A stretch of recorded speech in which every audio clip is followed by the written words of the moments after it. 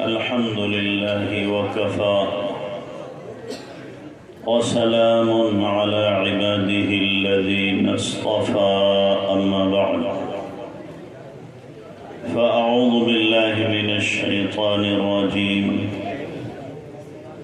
بسم الله الرحمن الرحيم اقرأ باسم ربك الذي خلق الإنسان من علق اقرأ وربك الأكرم الذي علم بالقلم علم الإنسان ما لم يعلم وقال النبي صلى الله عليه وسلم إنما بعثت معلما سبحان ربك رب العزة عما يصفون وسلام على المرسلين والحمد لله رب العالمين اللهم صل على سيدنا محمد وعلى آل سيدنا محمد وبارك وسلم اللهم صل على سيدنا محمد وعلى آل سيدنا محمد وبارك وسلم اللهم صل على سيدنا محمد وعلى آل سيدنا محمد وبارك وسلم محترم علماء کرام، معزز سامعین، میرے بزرگوں اور دوستوں، اللہ تبارک و تعالیٰ کا فضل و کرم، اس کا احسان ہے کہ اللہ نے ہمیں اس مبارک مجلس میں شرکت کی سعادت سے بہرور فرمایا ہے۔ اللہ ہمارے اس مل بیٹھنے کو ہماری مغفرت کا، نجات کا، ہدایت کا ذریعہ بنائے۔ یہ آپ کی مجلس قرآن کی نسبت سے منعقد ہوئی ہے۔ قرآن عظیم ہے اور اس کی نسبت سے جو مجلس منعقد ہو وہ مجلس بھی یقینی طور پر عظیم ہو جاتی ہے، اور نسبت کے بڑا ہونے سے حکم بڑا ہو جاتا ہے۔ جیسے ہم لوگ بھی مسلمان ہیں، پچھلی قومیں بھی مسلمان تھیں، ہمارا مقام کیوں بڑا ہے کہ ہمیں نسبت حاصل ہے جناب رسول اللہ صلی اللہ علیہ وسلم سے، اور ان کو نسبت حاصل ہے اپنے انبیاء کرام سے۔ ہمارے نبی کا مقام و مرتبہ سب میں لائق فائق ہے، تو ہمارا بھی مرتبہ اس نسبت سے بڑھ گیا ہے۔ تو نسبت کا لحاظ بھی کرنا ہے ہمیں، جو نسبت ہمیں ملی ہے اس کا پاس و لحاظ بھی کرنا ہے۔ جو نسبت کا پاس و لحاظ کرتا ہے اس کو نوازا جاتا ہے، اسے عطا کیا جاتا ہے۔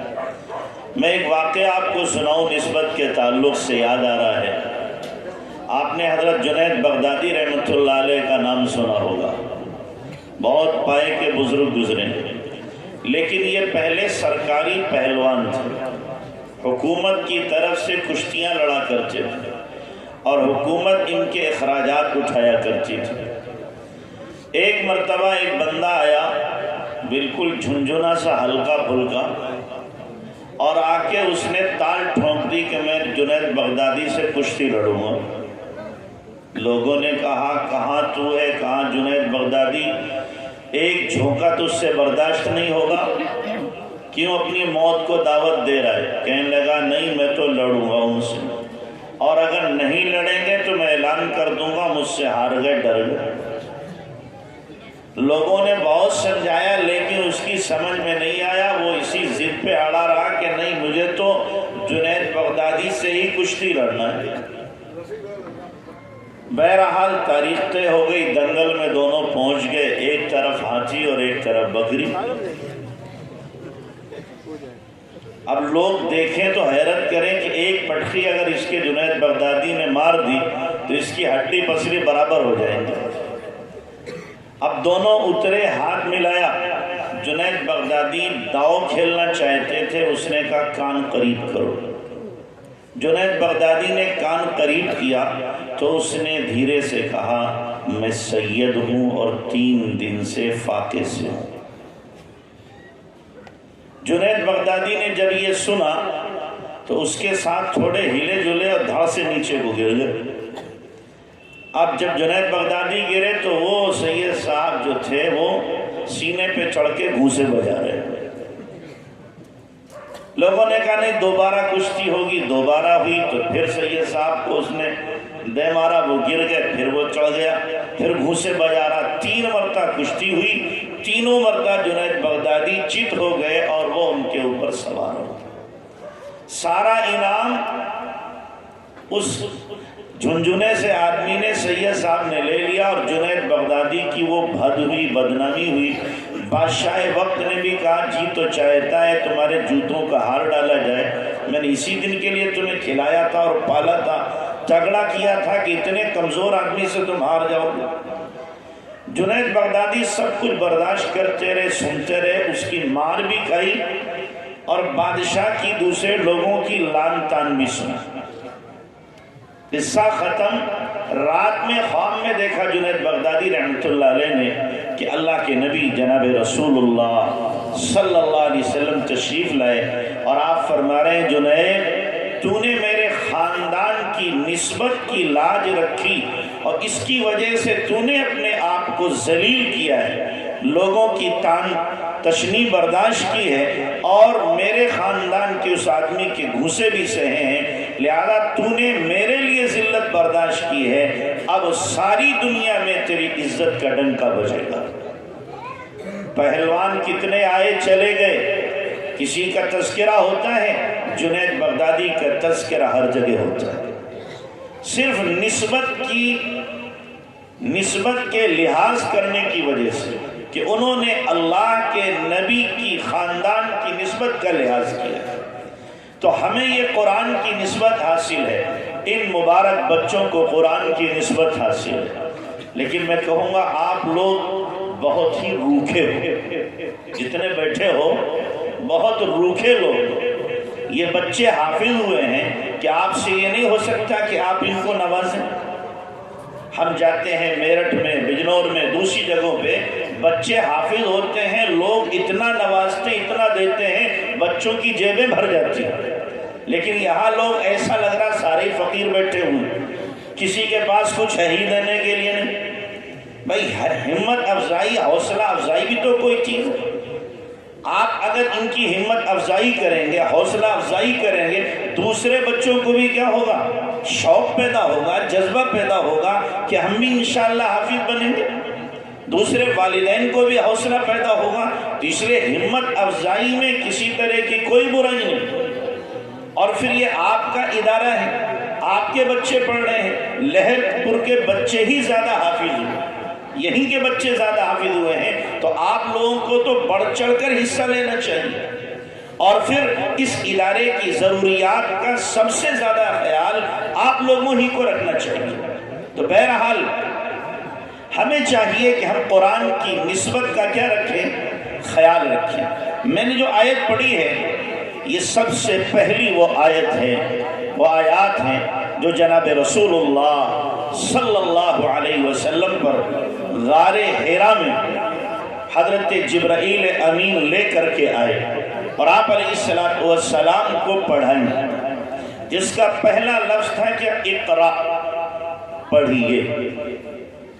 پہلا لفظ اقرا یعنی دین اسلام کی ابتدا اور شروعات کہاں سے ہے؟ اقرا، پڑھیے، پڑھنے سے۔ اسلام کی ابتدا اقرا سے ہے، تو ظاہر ہے اس امت میں اور اس نبی کے ماننے والوں کو سب سے زیادہ پڑھا لکھا ہونا چاہیے تھا۔ جس دین کی، جس اسلام کی ابتدا پڑھنے سے ہو، وہی قوم، وہی ملت اور اسی نبی کے ماننے والے امتی سب سے زیادہ ناخواندہ ہوں۔ آج اگر ایوریج دیکھا جائے، فیصد نکالا جائے، تو ہمارے اس ملک کے اندر سب سے زیادہ ناخواندگی کی شرح مسلمانوں میں ہے، سب سے زیادہ۔ جبکہ مسلمانوں کو پہلا حکم ملا ہے پڑھنے کا کہ پڑھیے، تو سب سے زیادہ خواندگی کی مقدار اور شرح مسلمانوں میں ہونا چاہیے تھی۔ مسلمانوں میں چاہیے تھا کہ 100% مسلمان پڑھے لکھے ہوتے، 0% مسلمان ان پڑھ ہوتے، لیکن اب سب سے زیادہ کیوں ہماری توجہ تعلیم کی طرف کیوں نہیں ہے؟ ہمارا ادھر جھکاؤ کیوں نہیں ہے؟ اور جھکاؤ نہ ہونے کی وجہ سے، تعلیم میں کمی کی وجہ سے ہمارے اوپر مصیبتیں اور آفتیں اور بلائیں آ رہی ہیں۔ میں ایک جملہ کہا کرتا ہوں، کسی قوم کی ترقی اور کامیابی کا مدار تعلیم پر ہے۔ کسی قوم کو ترقی دینا ہو، بلندی پر پہنچانا ہو، اس قوم کو آگے بڑھا دو تعلیم میں، وہ ترقی کر جائے گی۔ اور کسی قوم کو تباہ کرنا ہو، برباد کرنا ہو اور ذلت میں ڈبو دینا ہو، اس قوم کو آپ جاہل بنا دو، بم مارنے کی ضرورت نہیں ہے، وہ مری ہوئی ہے، کچھ کرنے کی ضرورت نہیں۔ اس لیے ہمیں چاہیے کہ ہم تعلیم میں آگے بڑھیں، ایک دوسرے کو ہم دکھائیں کہ دیکھو یہ تعلیم ہے۔ مولانا نے ابھی اعلان کیا کہ وہ اسکول کا ارادہ رکھتے ہیں۔ کیوں ارادہ ہے؟ مولوی تو اسکول نہیں قائم کرتا، مولوی تو مدرسے چلاتا ہے، اسکول کی ضرورت کیوں پڑ رہی ہے ضرورت؟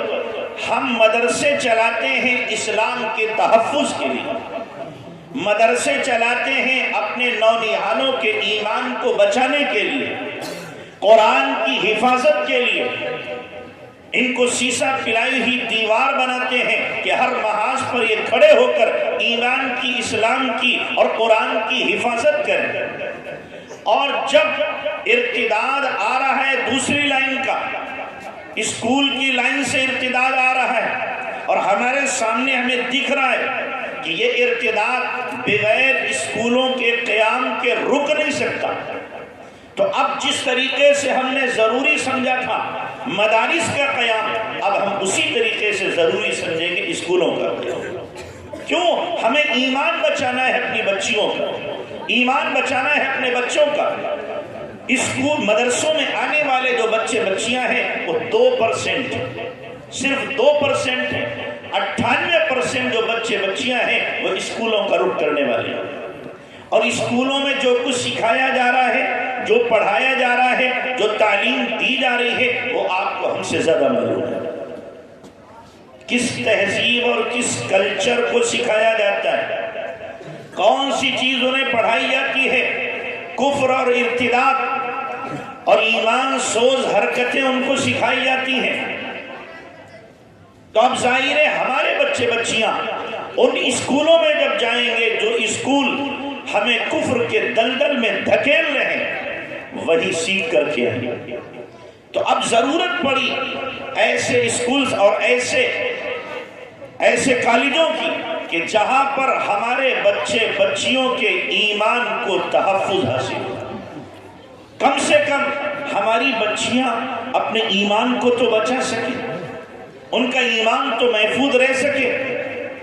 آپ نہیں جانتے ہو، آپ ایک قصبے میں رہنے والے، دوسری جگہ کے رہنے والے ہو، ہم لوگوں سے پوچھو کہ ہم روزانہ سفر کرنے والے مختلف ضلعوں کا، مختلف جگہوں کا، جہاں جاتے ہیں واللہ ہر جگہ یہی سننے کو ملتا ہے، یہاں سے 10 بچیاں چلی گئیں، یہاں سے 15 بچیاں چلی گئیں، یہاں سے 100 بچیاں کافروں کے ساتھ چلی گئیں۔ ہر جگہ یہی بول سننے کو مل رہا ہے۔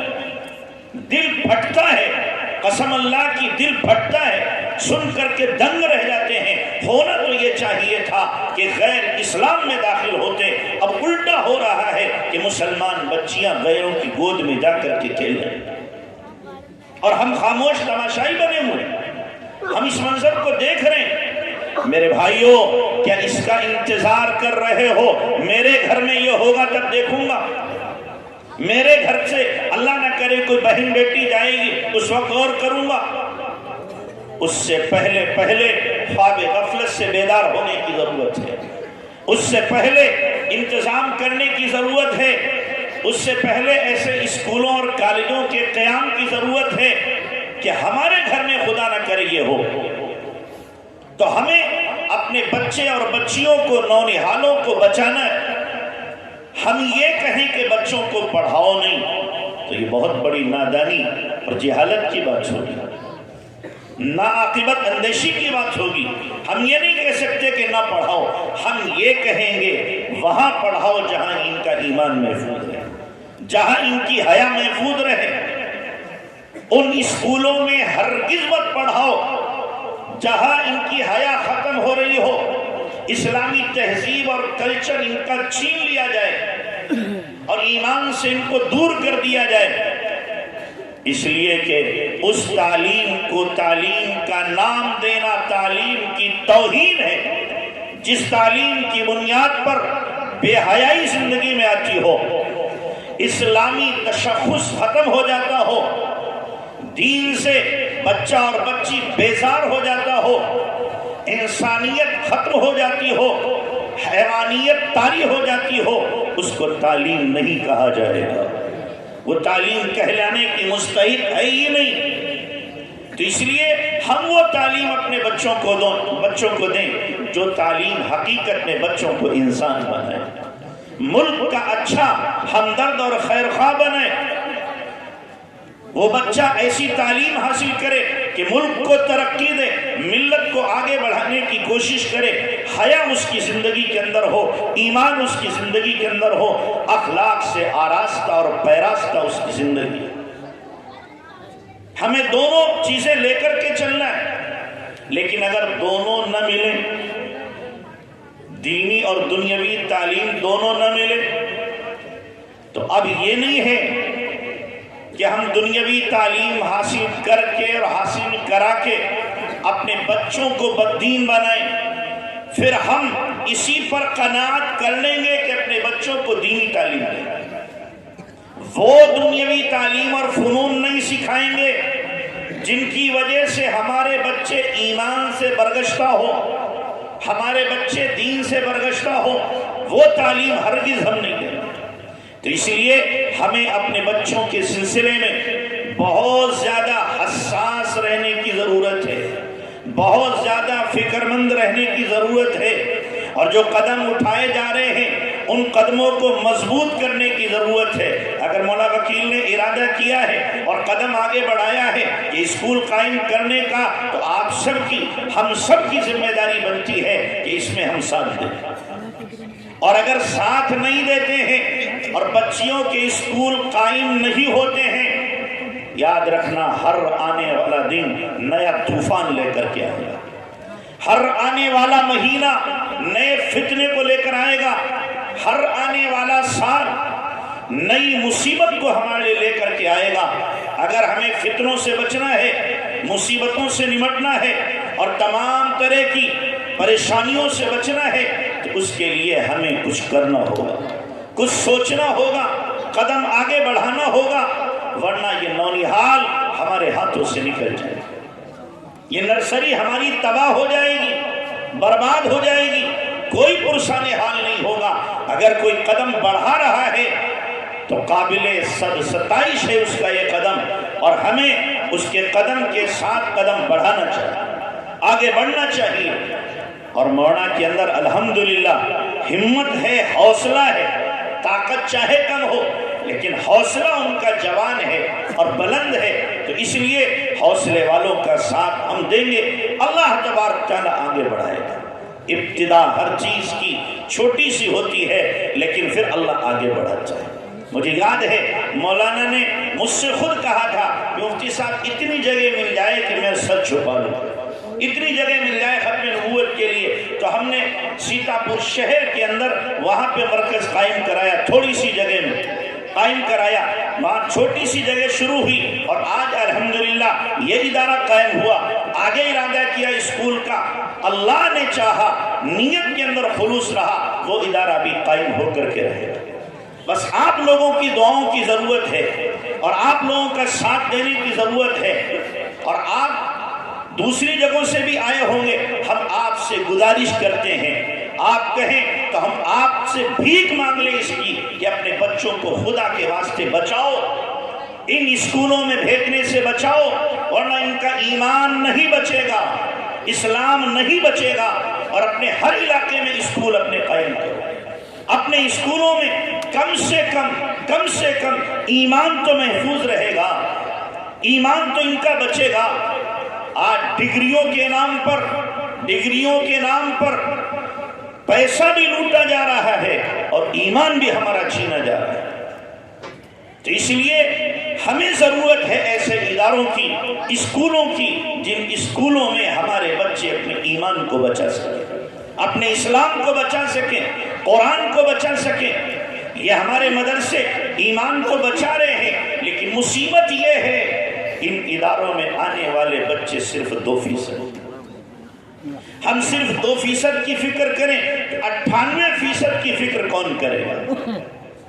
آپ عوام میں سے تو تیار ہوتے نہیں، اور نہ آپ کو اس کا شوق ہے، اور نہ آپ کے دل کے اوپر اس کی چوٹ لگتی ہے، نہ آپ کو اس کا درد ہوتا ہے کہ قوم کے بچے کیا کر رہے ہیں، کہاں جا رہے ہیں، قوم کی بچیوں کا ایمان کتنا چھینا جا رہا ہے۔ آپ کو درد نہیں ہے، لیکن جو درد مند دل والے ہیں، جن کے دلوں میں اللہ نے درد دیا ہے، ان سے پوچھو جا کر، ان کی راتوں کی نیندیں اٹھ چکی ہیں، راتوں میں ان سے سویا نہیں جا رہا کہ بچیاں جب مرتد ہو رہی ہیں، بچے مرتد ہو رہے ہیں، وہ کیسے ان کو نیند آئے۔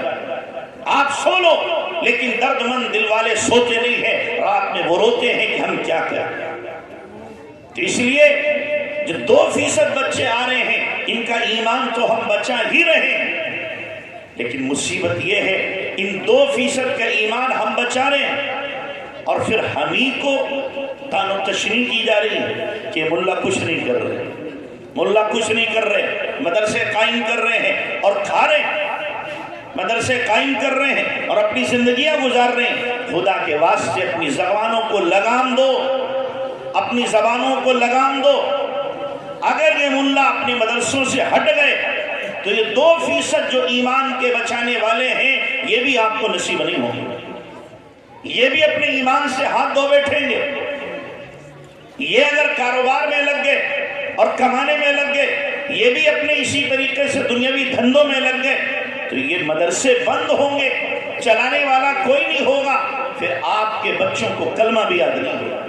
ابھی تو 19 حافظ ہیں، یہ ماشاءاللہ قرآن کے حافظ ہیں، پھر حافظ تو دور کی بات ہے، نہ سروں پہ ٹوپیاں ہوں گی، نہ چہروں پہ داڑیاں ہوں گی، نہ کلمے ہوں گے، اگر یہ ادارے مدرسے ختم ہو۔ یہ مدرسوں کی دین ہے۔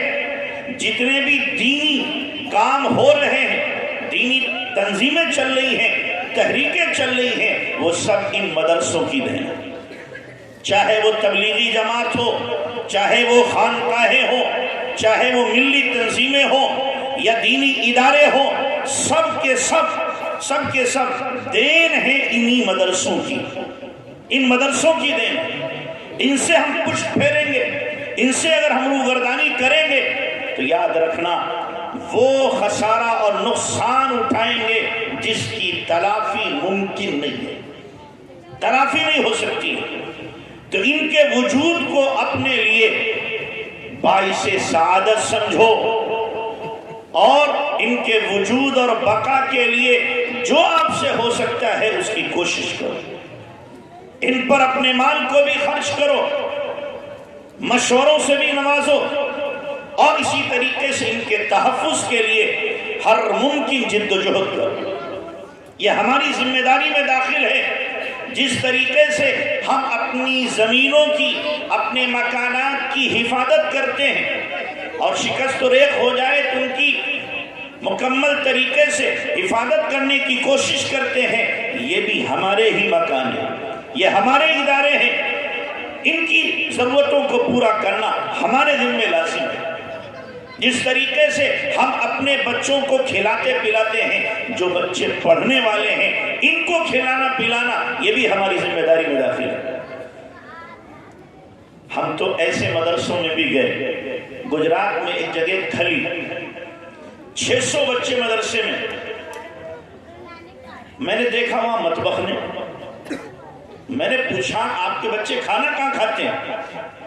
تو کہا کھلی ایک گاؤں ہے بڑا سا، کہ ہمارے سارے بچے گاؤں کے لوگ لے لیتے ہیں، کوئی ایک بچہ کوئی 2 بچہ، اور ان بچوں کا مکمل وہ خیال کرتے ہیں، کھانے کا بھی، ناشتے کا بھی، کپڑے دھلا کے پہناتے ہیں، بیمار ہو جائے دوا دلاتے ہیں۔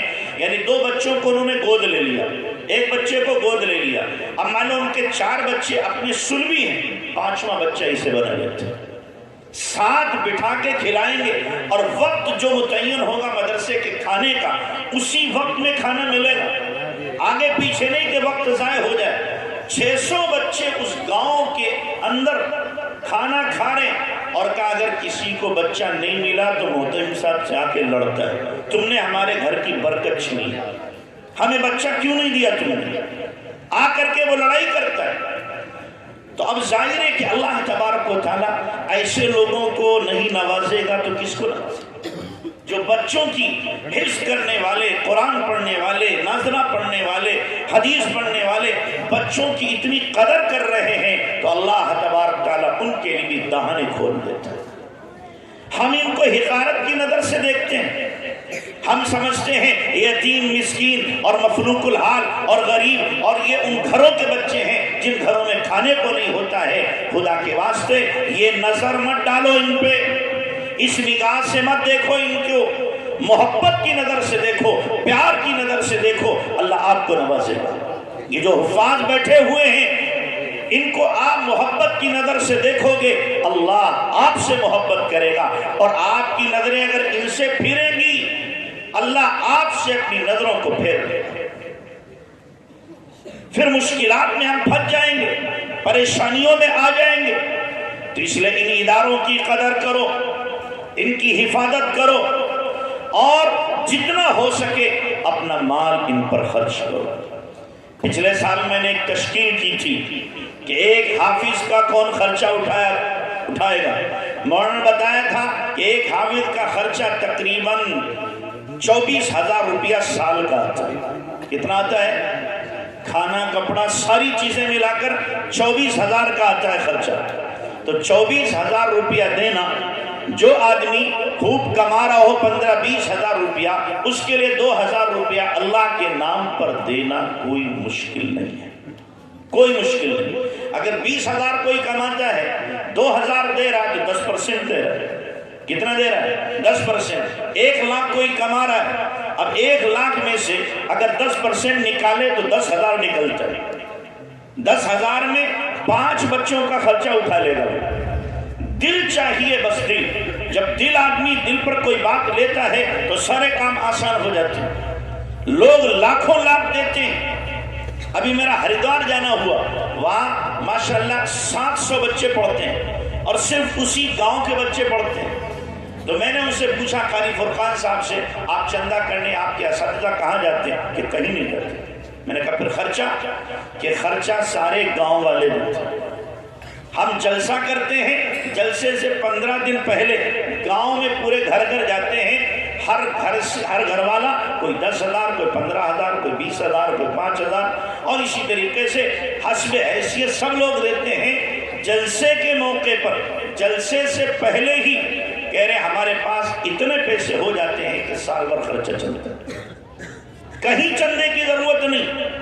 اور الحمدللہ میں اگر قسم کھا لوں تو حانث نہیں ہوں گا کہ لہر پور والوں کو اللہ نے اتنا دے رکھا ہے کہ اگر دینے پہ آ جائیں اور صحیح طور پر خرچ کریں، یہاں کے جتنے ادارے ہیں کسی ادارے والے استاد کو باہر جانے کی ضرورت نہیں پڑے گی، باہر جانے کی ضرورت نہیں پڑے گی۔ لیکن ہم لوگ بخیل ہو جاتے ہیں، اللہ کے نام پر خرچ کرنے میں ہماری جان نکلتی ہے۔ میں اس سے بڑھ کر کہتا ہوں، ہمارے دل کی آواز یہ ہونا چاہیے، ہمارے ضمیر کی آواز یہ ہونا چاہیے، یہ حفظ کرنے والے بچے ہیں، ہم ان کو زکوٰۃ کا نہیں کھلائیں گے۔ یہ پاک قرآن پڑھ رہے ہیں، پاک غذا کھلائیں گے۔ زکوٰۃ تو میل ہے مال کا، قرآن پڑھنے والوں کو ہم میل کھلائیں گے نہیں، جو ہم خود کھاتے ہیں وہ مال ان کو کھلائیں گے۔ ہمارے اندر کی آواز ہونا چاہیے، ہمارے ایمان کا تقاضا ہونا چاہیے۔ لیکن کیا کریں، جب آپ لوگ امداد کر نہیں دیتے تو ہم لوگوں کو مجبوراً ان کو زکوٰۃ کا کھلانا پڑتا ہے۔ قرآن پاک پڑھ رہے ہیں، دل ان کے پاک ہیں، لیکن ہمیں غذا کون سی دینا پڑ رہی ہے؟ زکوٰۃ والی۔ اب ہمارے پاس تو اتنا ہے نہیں کہ ہم لگا دیں، جیسا آپ مٹیریل دو گے ظاہر ہے وہی مٹیریل ہم لگائیں گے، پھر ویسے ہی تیار ہوں گے۔ پھر آپ کہو گے جناب حافظ تو ہو گئے، عمل نہیں کرتے۔ حافظ تو ہو گئے، زندگی ان کی برباد ہو رہی ہے۔ مٹیریل کون سا لگایا آپ نے؟ مال کون سا لگایا آپ نے؟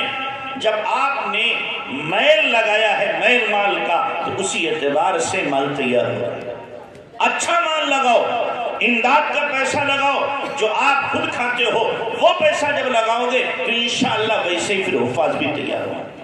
تو اس لیے آپ کی سب کی یہ کوشش ہونا چاہیے، آپ کے دل کی آواز ہونا چاہیے کہ ہم ان بچوں کو زکوٰۃ نہیں کھلائیں گے، امداد سے تعلق کریں گے۔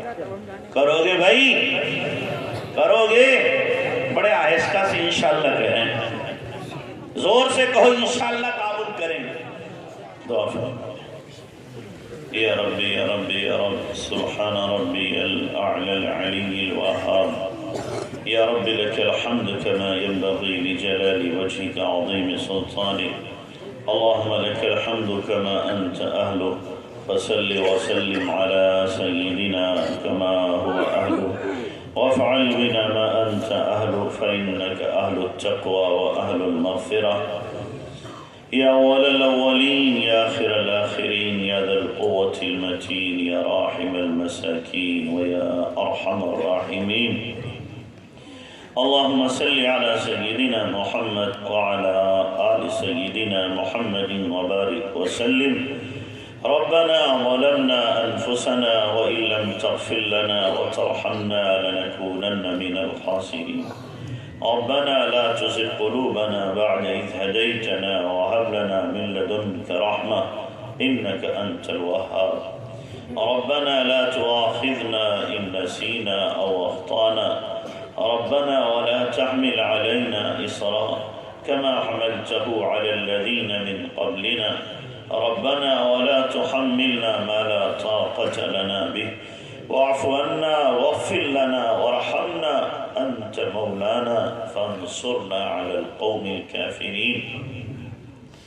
رب اغفر لي ولوالدي وللمؤمنين يوم يقوم الحساب، ربنا هب لنا من أزواجنا وذرياتنا قرة أعين واجعلنا للمتقين إماما، يا حي يا قيوم يا ذا الجلال والإكرام، يا حي يا قيوم يا ذا الجلال والإكرام، يا حي يا قيوم يا ذا الجلال والإكرام، برحمتك نستغيث، أصلح لنا شأننا كله ولا تكلنا إلى أنفسنا طرفة عين، اللهم أحسن عاقبتنا في الأمور كلها وأجرنا من خزي الدنيا وعذاب الآخرة، اللهم إنا نسألك العفو والعافية والمعافاة الدائمة في الدين والدنيا والآخرة، اللهم إنا نسألك الهدى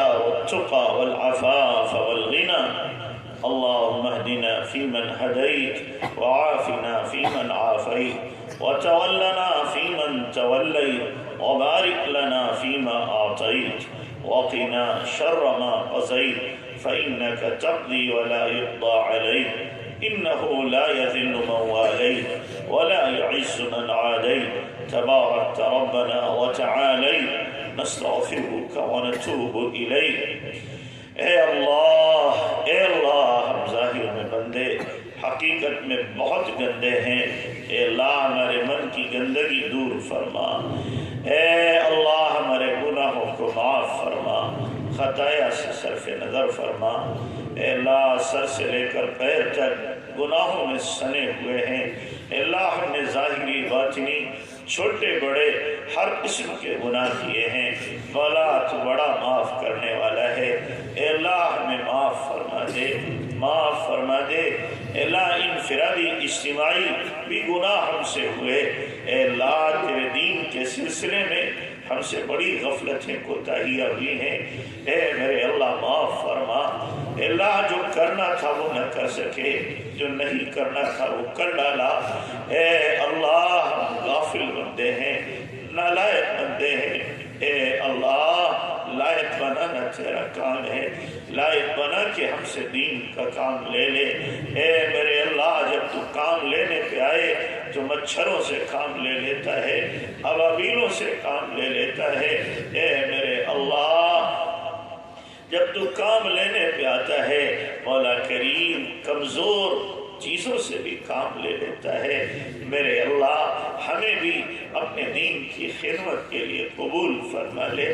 کام لینے پہ تو آیا، تو نے اے اللہ تاتاریوں کو ایمان دے کے کام لے لیا، اے اللہ وحشی کو ایمان دے کے کام لے لیا، اے کریم آقا ہندا کو تو نے ایمان دے دیا۔ میرے اللہ ہم بھی گنہگار بندے، عاصی بندے ہاتھ پسارے ہوئے ہیں، اے اللہ ہماری صلاحیتیں ضائع ہونے سے بچا لے، اے اللہ صلاحیتوں کے ضائع ہونے سے بچا لے۔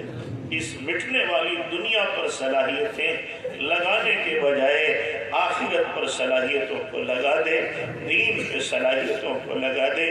اے کریم آقا، اے کریم آقا اس ادارے کو اپنی بارگاہ میں قبول فرما، قبول فرما، اس کی ضروریات کا غیب سے تکفل فرما۔ اے اللہ جو بھی عزائم اور ارادے مولا کے ہیں، اے اللہ تو ہی ان کو پائے تکمیل تک پہنچا سکتا ہے۔ مولا ہم تو نیت کر سکتے ہیں، تجھ سے بھیک مانگ سکتے ہیں اے اللہ، لیکن تو ہی حقیقت میں کرنے والا ہے۔ اے اللہ ہمارے نیک ارادوں کو پورا فرما دے، پورا فرما دے۔ اے اللہ ہمارے مدارس کی، مساجد کی، خانقاہوں کی، مراکز، مکاتب، مقابر کی حفاظت فرما، ان کی ضرورتیں غیب سے پوری فرما۔ اے اللہ جو غلط نگاہیں ڈال رہے ہیں مولا کریم ان کی نظروں کو پھیر دے، نظروں کو پھیر دے۔ اے اللہ یہ ہمارے ایمان کے دلیں ہیں، تحفظ کا سامان ہے، اے اللہ ان کی حفاظت فرما، غیبی نصرت فرما۔ اے اللہ ان کی الفت و محبت اداروں کی ہمارے قلوب میں راسخ فرما۔ اے اللہ ہمارے مال کو ان میں زیادہ سے زیادہ لگانے کی توفیق عطا فرما۔ قرآن کی خدمت کے لیے ہمارے جان مال، آل اولاد اور اللہ نسلوں کو قبول فرما لے۔ ہماری نسلوں میں قرآن کے فیض کو جاری فرما، قرآن کے فیض کو جاری فرما۔ اے اللہ ہمارے خاندان کو قرآن سے شہرت عطا فرما، قرآن سے شہرت عطا فرما۔ میرے اللہ رحم فرما، کرم فرما۔ مولا ہم ظاہری باطنی مریض ہیں، ہمیں ظاہری باطنی قوتوں سے مالا مال فرما۔ اے اللہ یہ بچہ جو حافظ ہوا، اے کریم آقا ایکسیڈنٹ میں زخمی ہوا ہے، میرے اللہ تیرے قرآن کا حافظ ہے، مولا اسے صحت عطا فرما، عافیت عطا فرما، سکون عطا فرما۔ اے اللہ اس کی مشکل آسان فرما دے۔ اے اللہ تمام چوٹوں کو جلد از جلد مندمل فرما دے۔ اے میرے اللہ جو بھی جس لائن سے پریشان ہے سب کی پریشانیاں دور فرما۔ اے اللہ یہ حفاظ کی ٹیم اور کھیت بیٹھی ہوئی ہے، اے اللہ ان کو اپنی بارگاہ میں قبول فرما لے۔ ان کے سینوں میں اللہ تو نے اپنی پاک کتاب کو محفوظ کیا ہے، اے اللہ ان کے سینوں کو ہمیشہ کے لیے ایمان کا خزینہ بنا دے، ہدایت کا خزینہ بنا دے اور قرآن کا خادم انہیں بنا دے۔ اے میرے اللہ ان بچوں کے خاندان کو اس قرآن کے حفظ کی برکت سے اے اللہ دینی دنیاوی ترقیات سے مالا مال فرما۔ اے اللہ دین کے خاندانوں میں آنے کا ذریعہ بنا دے اور اللہ ان کی برکت سے اس ادارے کو بھی قبول فرما اور مزید اخلاص کے ساتھ محنت کرنے کی توفیق عطا فرما دے۔ میرے اللہ ہم بہت کمزور بندے ہیں، مالک ہم امتحان کے لائق نہیں ہیں، ہمارا امتحان نہ لے، بغیر امتحان کے کامیاب فرما۔ اے میرے اللہ اس وقت امت مسلمہ بہت حالات سے دو چار ہے، چاروں طرف سے امت پر اللہ غیروں نے قبضہ کر رکھا ہے، امت کے ایمان کو بھی، جان مال کو بھی اور اللہ کاروبار کو بھی خطرے لائق ہیں۔ میرے اللہ تو ہی امت کا محافظ ہے، امت کی حفاظت فرما۔ اے اللہ ایمان کی خاص طور سے حفاظت فرما۔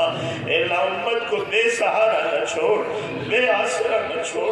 مولا ہمارا تیرے سوا کوئی آسرا نہیں ہے۔ اے اللہ تو نے اگر ہمیں دشمنوں کے حوالے کر دیا، مولا ہم کہاں جائیں گے؟ میرے اللہ کریم آقا ہمارے اس ملک کو ترقی عطا فرما۔